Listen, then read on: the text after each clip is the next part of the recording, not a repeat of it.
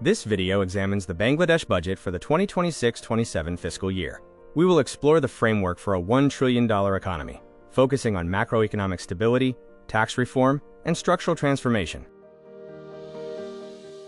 The government has set a target for Bangladesh to become a $1 trillion economy by 2034. Key growth targets include 6.5% for the 2026-27 fiscal year, rising to 8.5% by 2031, with a strong focus on maintaining macroeconomic stability for investors. Bangladesh has deferred its LDC graduation to 2029. This additional time allows for necessary regulatory reforms, institutional capacity building, and provides the public and private sectors more space to maintain duty-free trade benefits. Green growth is a priority. The budget signals that electric vehicles are no longer just a luxury.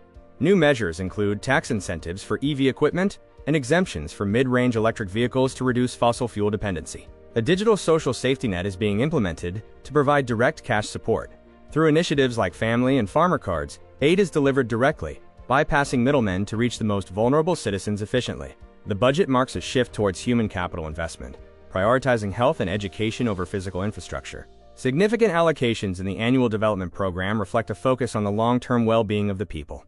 Financial sector reforms are underway, including a tax roadmap through 2031. Efforts to improve transparency and banking stability include merging struggling Islamic banks and establishing a new unified structure. A diagnostic risk table highlights concerns regarding current revenue targets and the banking sector. The focus remains on bridging the gap between ambitious government goals and the current economic reality. The government is incentivizing a cashless economy. Corporate tax rates for listed companies are lower when transactions are conducted through bank transfers, encouraging formalization of the economy. Individual income tax measures are updated, with specific tax-free thresholds for different groups. Additionally, a new incentive and penalty structure for filing tax returns encourages compliance and timely submission. To address inflation, poverty, and financial sector weaknesses, the government is adopting a 3R strategy: recovery for stability, restoration of investment, and reconstruction through institutional reform. The total budget stands at 9.38 lakh crore taka. This overview shows the equation of revenue and expenditure, with significant portions allocated to development projects and social safety nets. Further detailing corporate tax policy, the government offers lower rates for companies that fully utilize bank transfers. This 5-year roadmap aims to support business planning and transparency. The annual development program allocates 3 lakh crore taka. Major sectors include transport, education, health, and energy, with funding sourced from both domestic and foreign loans. Mega projects like the Rupur nuclear power plant, Dhaka MRT Line 5, and Matarbari port remain vital. These projects are considered the future engines of the Bangladesh economy.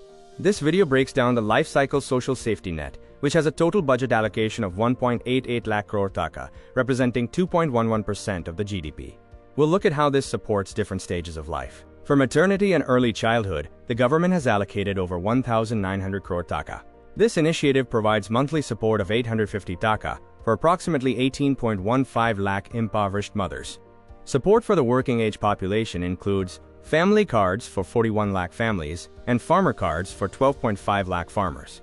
Additionally, there is specific assistance designated for 15,000 unemployed workers. Special provisions are set for those affected by recent events, including pension support for the families of those affected by the July movement. Honorariums are also provided for over 2 lakh religious service providers. Finally, the safety net includes provisions for the elderly and people with disabilities. This includes monthly old age allowances for 62 lakh senior citizens and support for 38 lakh individuals with disabilities. Moving to the banking sector, the current focus is on restoring liquidity and trust. A major component is the merger of 5 struggling banks into a newly formed, state-aligned institution, the Consolidated Islamic Bank. To facilitate this reconstruction, 36,706 crore taka has been specifically allocated for equity and share support. The primary goal is to reduce non-performing loans and curb political interference in lending. We now examine the agricultural and blue economy sectors, with an allocation of 43,335 crore taka, or 0.63% of the GDP, to boost food security and maritime economic activities. Key infrastructure plans include a deep-sea fishing port in Matarbari and new landing centers in Cox's Bazar, aiming to elevate fish exports to $1 billion. Storage capacity for food is also being upgraded. The World Bank has observed that agricultural growth remains suboptimal. This is partly because 80% of current subsidies benefit large landowners rather than small-scale farmers, highlighting a need for policy adjustment.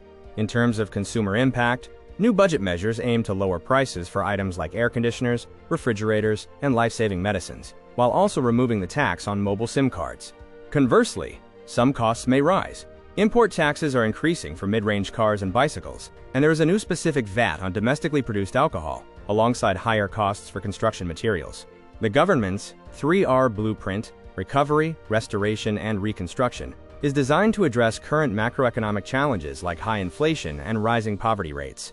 Recovery focuses on stability and inflation control, while restoration aims to fix banking governance. Finally, reconstruction seeks to build the foundation for a future $1 trillion economy. This wraps up our overview of the current budget priorities. By focusing on social safety, financial reform, and strategic economic growth, the government aims to guide the nation through these structural changes.